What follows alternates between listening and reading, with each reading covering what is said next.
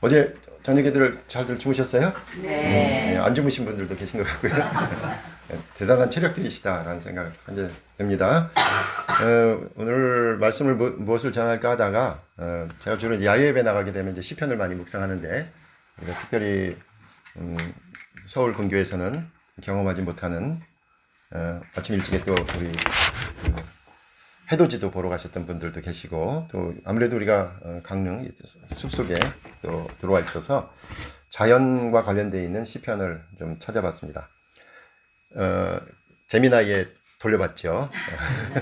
자연과 관련되어 있는 시편 뭐가 좋겠느냐 이렇게 나오는데 그 중에서 겨울과 관련되어 있는 거 오늘 그죠? 눈 나오고 우박 나오고 뭐 소리 나오고 그러잖아요. 그래서 147편 같이 묵상했습니다. 특별히 저희가 뭐 여러분 사정 아시겠지만 저희가 이쪽에서 겨울 수련회를 우리 양환주 장로님, 이승희 권사님 댁에서 하게 됐던 계기는 사실은 작년부터 종구영신 예배를 이리 오려고 했었죠. 근데 이제 강력하게 뭐 도로에서 뭐야 화장실 가는 일 생긴다, 뭐 해돋이를 도로에서 보게 된다라고 강력하게 주장하시는 분이 계셔가지고 그래서 좀 한가점 이쪽으로 좀 옮기고 성구영신 예배는 저희가 따로 드렸습니다. 그리고 사실은 같이 예배드리는 일이 적었던 우리 장로님하고 권사님 댁에서 같이 예배를 드리게 되었습니다. 그래서 사실 이따가 우리 성찬식도 같이 하려고 하는데 우리가 장로님 권사님과 함께 할 수 있는 가운데 가장 좋은 건 뭘까? 가장 좋은 선물은 뭘까? 목사로서 생각하는데 가장 좋은 선물은 성찬식에 참석하지 못하셨을 거다. 여기 성찬식 같이 나누면 우리가 다 같은 식구다라는 것을 보이는 거고 스스로 다 이렇게 하는 것이다라고 해서 성찬식까지 같이 하자 이런 생각을 하게 되었습니다. 오늘 함께 읽은 시편은 147편입니다. 시편이 모두 150편으로 되어 있어요. 그리고 마지막 부분이죠.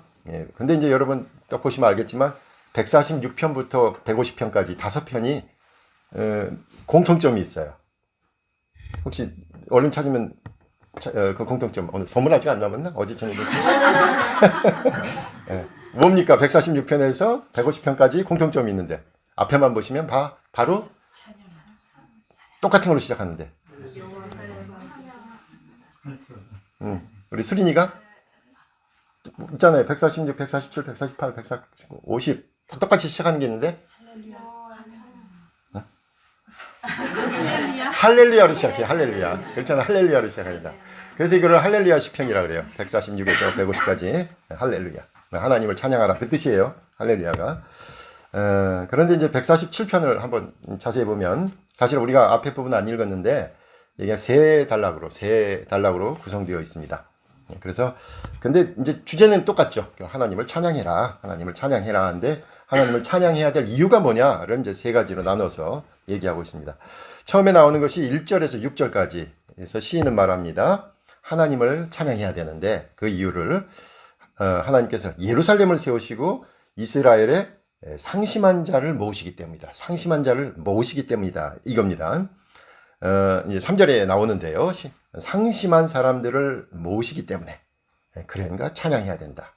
세상에서 유명해서 잘 나가고 높은 곳에 있고 남을 다스리는 사람들이 아니라 하나님께서는 전쟁이나 기근이나 박해 때문에 흩어진 사람들을 모으시기 때문에 중요합니다. 흩어진 사람들을 모으시기 때문에 찬양해야 된다.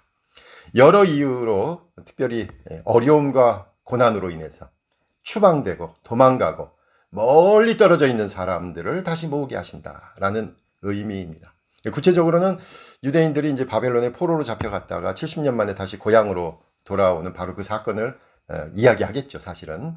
우리가 구약에서 그러므로 구원, 회복 이런 뜻은 결국 이런 뜻이에요. 다시 모이는 것이에요. 구원의 의미는. 왜냐하면 바벨론의 포로로 잡혀가지고 끌려가고 근데 전부 흩어져 버렸잖아요. 그런데 그 하나님께서 기적과도 같이 다시 모으시게 됐단 말이에요. 그게 이제 구원의 내용이고 모여서 이제 한 것은 하나님께 예배드리기 위해서 그런 것이죠. 그러니까 예배 공동체를 회복하셨기 때문에 찬양하자. 이것이 첫 부분의 내용입니다. 구원은 지금 우리처럼 이렇게 같이 모이는 것, 이것이 구원받은 것을 보이는 겁니다. 구원받은 자는 하나님을 찬양하기 위해서 모이게 된 것이죠. 3절에서는 특별히 이렇게 나왔어요. 하나님께서는 그들의 서름과 약함을 돌보시는 분이시다. 그래서 찬양하자. 이렇게 표현되어 있습니다. 상심한 자들을 고치시며 그들의 상처를 싸매시는도다 라고 강조합니다. 하나님께서는 지금 이 시간에 어려움과 고난을 당하는 자들이 하나님이시죠. 하나님밖에는 의지할 것이 없는 사람들, 하나님이 아니면 그 어디에도 호소할 수 없는 사람들, 하나님만을 바라보는 사람들, 그런 사람들을 싸매시고 고치십니다. 그러니까 모으신 이유가 있는 거죠. 흩어져서 상심하고 상처받은 사람들 치료하기 위해서. 그런 분이 바로 하나님이고 회복시키시는 분이 하나님입니다. 4절에 보면 어저께 우리가 별 많이 봤잖아요. 어제 박장로님들 보고 저도 별 봤는데 그 별 볼 일 없는 사람들, 세상에 별 볼 일 없는데 4절에 아주 그렇게 나와요. 하나님께서는 하늘에 흩뿌려진 수많은 별들 있지만 근데 더 귀한 건 뭐냐면 그 이름을 하나하나 알고 계신 분이다. 이렇게 얘기하고 있어요. 별들의 이름을 하나하나 아시는 분이에요. 우리 장로님도 보니까 별 많이 아시지만 다 알지는 못하겠죠. 근데 하나님께서는 다 아시는 분이다. 그럼 당연히 그 얘기는 결국 뭐예요? 저와 여러분의 이름도 알고 계시겠죠. 하늘의 무수한 별들의 그 이름과 그 운행을 아시고 그 운행을 하시는 하나님께서는 바로 저와 여러분의 이름까지 알고 기억하고 부르신다라는 거죠. 그 모든 것을 아시는 하나님은 특별히 강조하지만 약하고 힘없고 지쳐있는 이들을 부르십니다. 성경에서는 이러한 사람들을 특별히 겸손한 자들이라고 언급했습니다. 악인들, 거만한 자들, 하나님을 부정하는 사람들이 아니라 약한 자들, 겸손한 자들, 하나님을 인정하는 자들이 하나님이 되신다. 이렇게 말씀하셨습니다. 1절에서 6절까지 그 147편의 첫 부분 보면 결국 멀리 떨어져 있지만 늘 하나님을 그리워하며 함께 모이기를 간구하는 사람들, 함께 모여서 하나님께 예배하기를 간구하는 사람들의 하나님임을 고백하고 있어요. 그렇게 어렵게 살았는데, 그렇게 흩어져 있었는데, 그렇게 힘들게 살았는데 마침내 함께 모여 예배를 드리게 하시는 하나님께 감사하자 이거예요. 그래서 이렇게 예배를 드리는 시간은 우리가 하나님께 구원받은 것을 증명하는 시간이죠. 하나님의 구원을 드러내는 순간입니다. 하나님의 구원을 찬양하는 시간입니다. 특별히 우리 언덕교회 이렇게 움직이는 교회입니다. 그렇죠? 노마드 교회이고 흩어진 자들을 찾는 교회. 그래서 여기까지 온 거예요. 그렇죠? 흩어진 자들을 찾는 교회입니다. 우리 어제 전사님 말씀하시는데 수련회를 토요일하고 주일날 와본 기억이 없다는 거예요. 근데 우리는 토요일하고 주일날 와요. 보통 교회는 토요일하고 주일을 뭐 안 하죠. 왜냐하면 주일날은 꼭 예배를 드려야 돼, 교회에서. 교회에서 예배 안 드리면 이제 여러 가지로 마이너스가 되는 게 많거든요. 아시지만. 그래서 꼭 주일날은 교회에서 드려야 돼. 근데 우리는 뭐 교회에서 드리나 안 드리나 똑같아. 다 똑같으니까 자유롭게 메인 게 없으니까 감사하죠. 그게 오히려 성경에 어떻게 보면 움직이는 교회, 흩어진 자들을 찾는 교회 이상이 더 가깝다라고 할 수 있습니다. 첫 번째 부분은 흩어진 자들을 찾으시는 하나님, 또 약하고 어려움을 당하고 상처받은 자를 치료하시는 하나님에 대해서 그래서 찬양하자라는 게 첫 번째 부분이고요. 두 번째 부분은 7절에서 11절까지 계속됩니다. 무한하신 하나님을 찬양하자 이렇게 얘기합니다. 특별히 이제 수금이라는 악기를 가지고 하프라고 나와 있는데 우리 이제 기타와 그죠 키보드를 가지고 찬양합니다.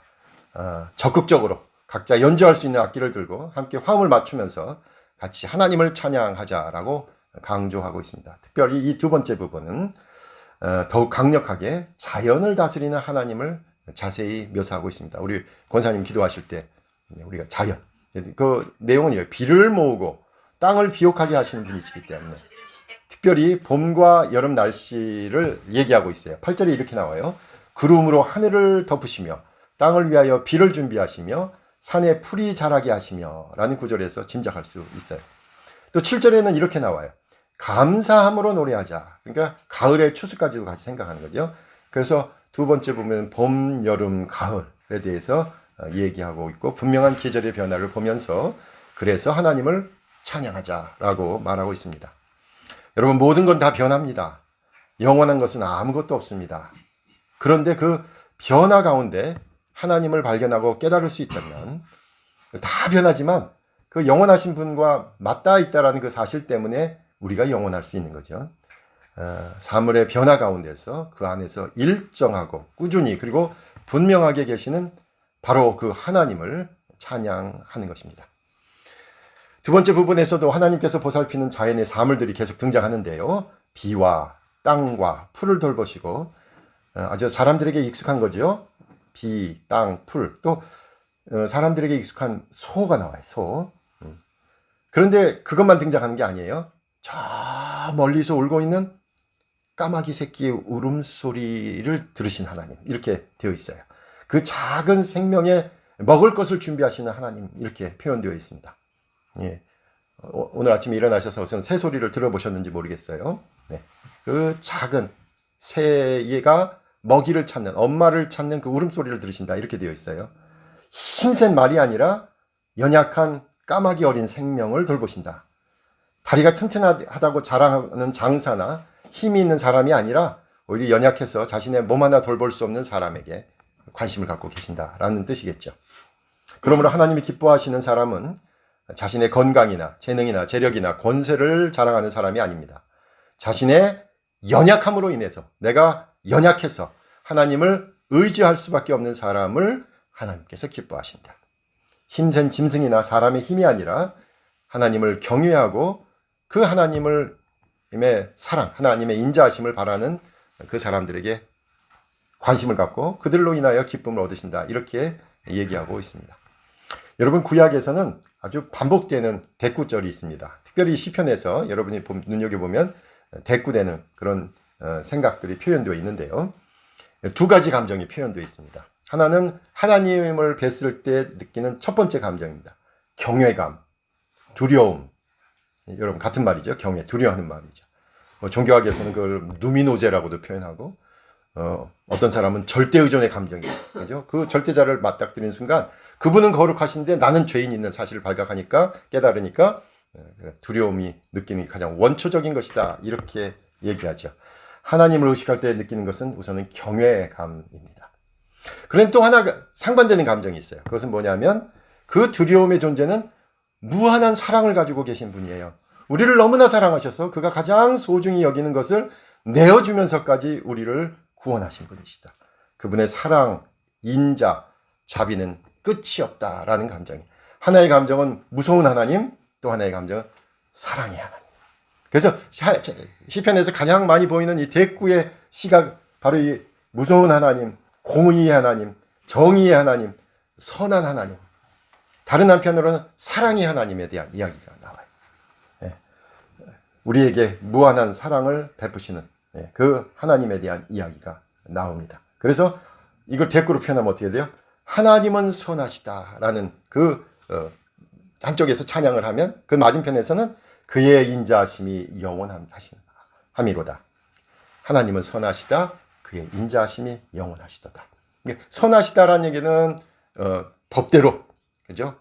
거룩하신 분이에요. 법대로 죄를 지면 벌을 내리시는 분이에요. 무서운 분이에요. 그런데 그 하나님은 또한 우리를 끝까지 사랑하신 하나님. 그래서 여러분이 요 두 가지 대꾸절을 보면요, 구약의 여러 군데서 이런 대꾸절이 보여요. 네. 그래서 우리가 흔히 잘못 아는 것이 구약에는 무서운 하나님만 있다 그러지만 그렇지 않습니다. 시편에 보면 분명하게 하나님의 속성, 하나님의 특징, 하나님의 모습이 두 가지로 대꾸되어 있습니다. 바로 두 번째 부분, 147편의 마지막 부분에서, 두 번째 마지막 부분에서 그 경외감의 하나님과 그 하나님의 인자하심을 분명하게 표현하고 있습니다. 우리가 바로 이 하나님의 이 모습을 늘 생각하면서 사랑의 하나님만 강조하다 보면은 우리가 잘못하면 방만해지겠죠. 내가 뭘 다 해도 다 용서하실 거야. 이렇게 되겠죠. 또 무서운 하나님만 강조하다 보면 뭐 우리가 조금만 실수해도 하나님 다시 보고 싶지 않겠죠. 그러니까 이 두 가지의 귀한 특징이 하나님께 있다라는 것을 늘 우리가 마음에 가져야 되겠습니다. 마지막으로 세 번째가 오늘 같이 읽은 본문입니다. 12절에서 20절 마지막 부분입니다. 우주를 다스리는 하나님께서 바로 이 시온과 예루살렘에 관심을 갖고 계신다라는 거예요. 특히 우주를 다스리는 하나님께서 하나님의 자녀들인 우리가 어떻게 하는지 아주 깊은 관심을 갖고 계신다는 거예요. 우리가 생각해 볼 수 있는 것은 조금 이렇게 생각할 수 있겠죠. 1절에서는 예루살렘을 세우시고 흩어진 자를 모으셨다. 그게 1절에 나와요. 근데 여기서도 또 예루살렘과 또 시온 얘기 나오거든. 그러면 뭐냐? 저는 이렇게 생각해요. 두 가지 측면이 있다. 처음에는 모으시고, 처음에는 싸매시고 치료하시는데 그것으로 끝나는 것이 아니라 12절부터는 그 치료받고 구원받은 자들이 어떤 삶을 살아야 되는지에 대해서 구체적인 관심을 갖고 계신다라는 것이죠. 그래서 하나님의 자녀들이 함께 하나님께 찬양해야 되고 하나님의 자녀들과 함께 하시기 때문에 찬양해야 된다. 이런 얘기를 하고 있습니다. 하나님께서 우리에게 특히 믿는 자들에게 관심을 갖고 계시기 때문에 찬양해야 한다라는 것이에요. 하나님께서 믿는 자에게 갖고 계신 관심은 아주 구체적입니다. 13절에 보면 문빗장으로 문빗장 결국 뭐예요? 우리 여기 대문에 이렇게 못 들어오게 하는 지키는 가정이죠. 가정. 문빗장이라는 건 가정이에요. 특히 자녀들에게 함께 하신 하나님이라고 고백하고 있습니다.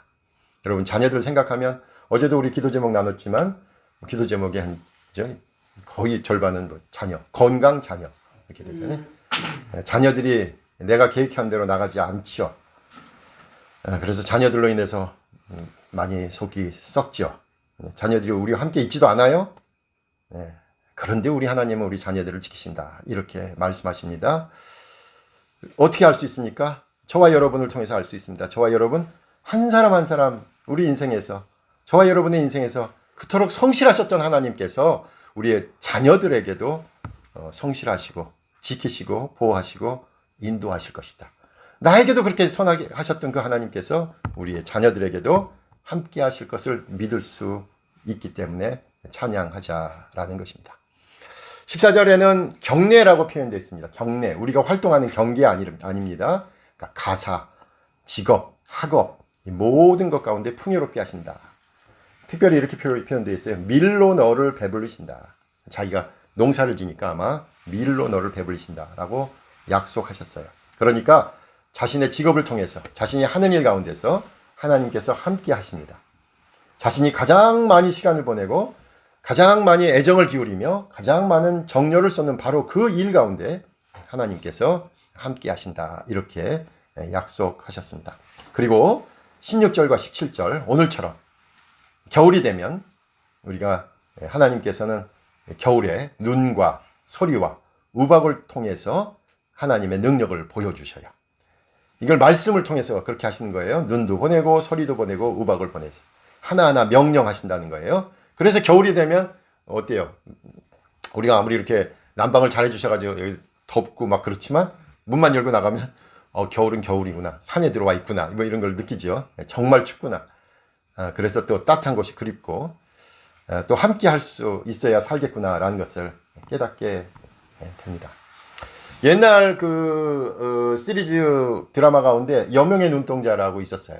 제가 그거 보면서 그 여자 주인공 대사가 지금까지도 생각나는 게 있습니다.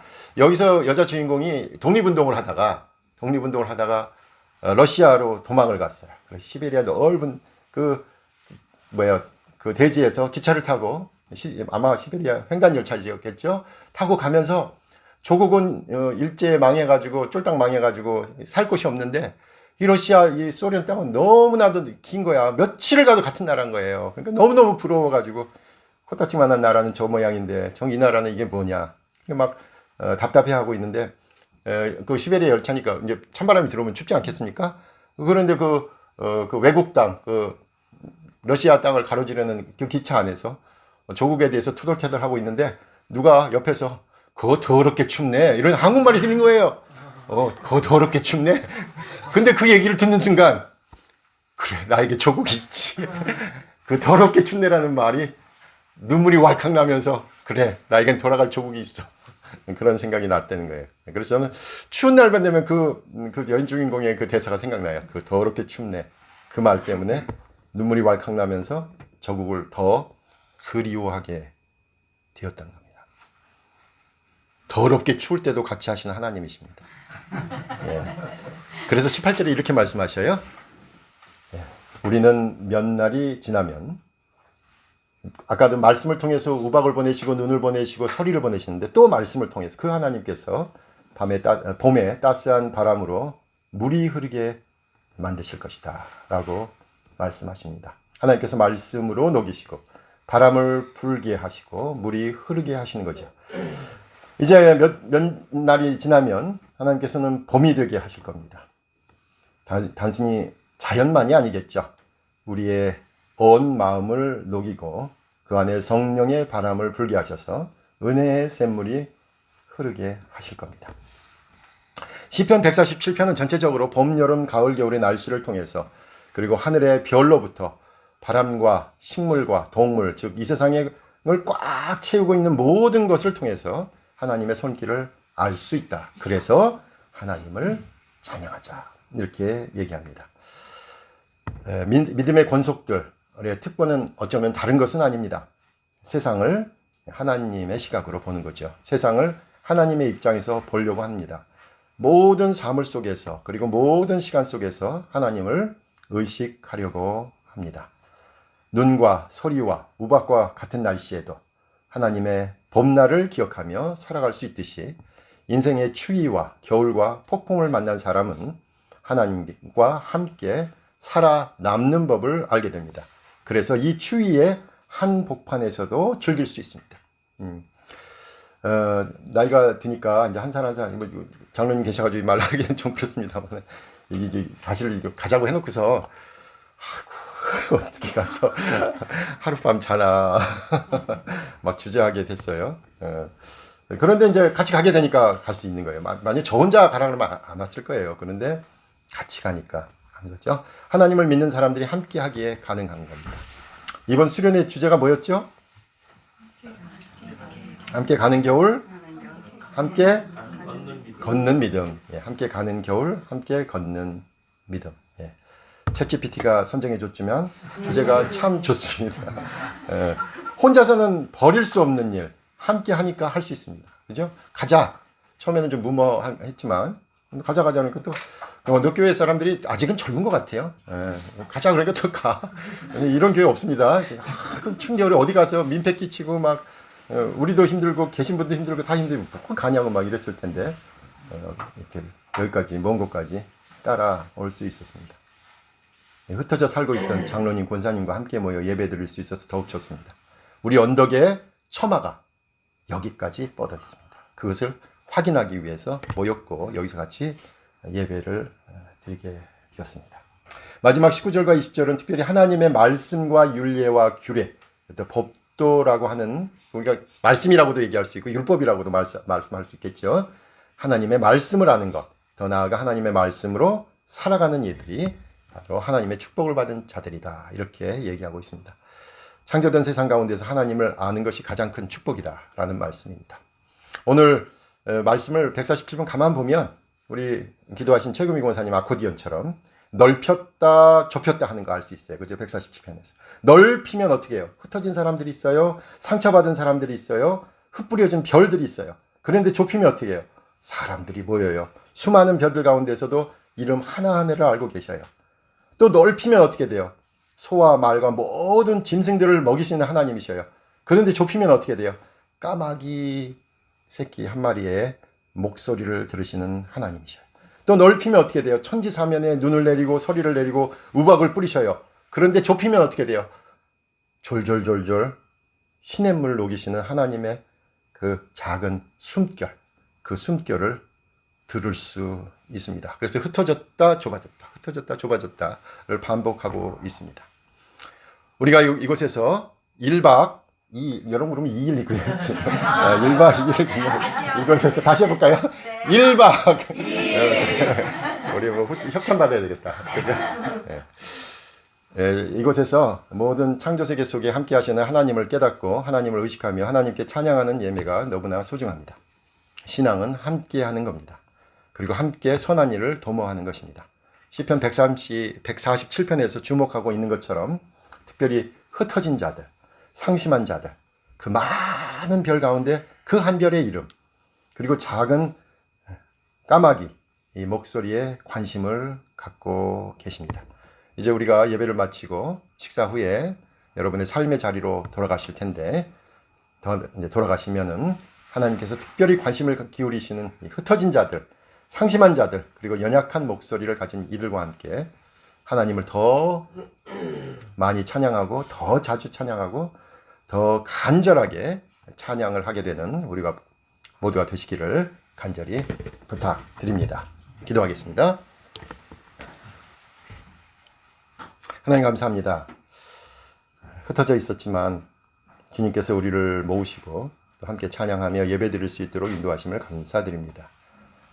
특별히 이곳에서 귀한 처소를 일구는 양장로님과 이권사님 붙잡아 주시고 언덕교회를 향한 사랑의 마음이 거리에 떨어져 있지만 더 큰 뜨거운 열정을 가지고 있는 것을 우리가 아오니 주님께서 늘 붙잡아 주시고 이곳에 필요한 것들을 채우시며 함께 모일 때마다 아름다운 사역의 보고를 할 수 있는 우리 모두가 될 수 있도록 인도하여 주시옵소서. 특별히 오늘 우리가 1박 2일을 지낸 이곳에서 하나님의 자연 속에 있는 하나님의 여러 손길들, 하나님의 숨결, 또 하나님의 의지를 깨달을 수 있는 귀한 시간 되게 하시고 우리 삶의 자리로 돌아가서 바로 그러한 마음가짐으로 흩어져 있는 이들, 또 상심한 이들, 아프고 상처받은 이들을 가까이서 살피고 돌보며 함께 예배할 수 있는 우리 모두 될 수 있도록 인도하여 주시옵소서. 예수님의 이름으로 기도하옵나이다. 아멘.